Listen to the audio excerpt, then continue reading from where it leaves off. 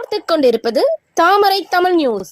தஞ்சாவூர் மாவட்டம் Kumbakonam hot Lions சங்கம், Kumbakonam Vallalar Lions சங்கம், கும்பகோணம் அரசினர் மகளிர் கல்லூரி இளையோர் சங்கம், மாவட்ட பார்வை இழப்பு தடுப்பு சங்கம், அரவிந்த் கண் மருத்துவமனையுடன் இணைந்து நடத்தும் கும்பகோணம் சிட்டி யூனியன் வங்கி நிதி உதவியுடன் நடைபெற்ற இலவச கண் சிகிச்சை கொட்டையூர் வள்ளலார் தொடக்கப்பள்ளியில் ஞாயிற்றுக்கிழமை நடைபெற்றது. முகாமில் அரவிந்த் கண் மருத்துவமனை சிறப்பு மருத்துவ நிபுணர்கள் பங்கேற்று பொதுமக்களுக்கு கண்களை பரிசோதித்தனர். சுற்றுப்புற கிராமங்களை சேர்ந்த 371 பேருக்கு கண் பரிசோதனை செய்யப்பட்டு 36 நபர்களுக்கு கண்ணாடிகள் வழங்கப்பட்டது. இதில் 126 பேர் கண் புரை கண்டறியப்பட்டு நோயாளிகள் மதுரை அரவிந்த் கண் மருத்துவமனைக்கு அழைத்துச் செல்லப்பட்டனர். அவர்களுக்கு உள்விழி லென்ஸ் அறுவை சிகிச்சை, மருந்து, தங்கும் விடுதி, உணவு, போக்குவரத்து உள்ளிட்டவை இலவசமாக வழங்கப்பட்டது.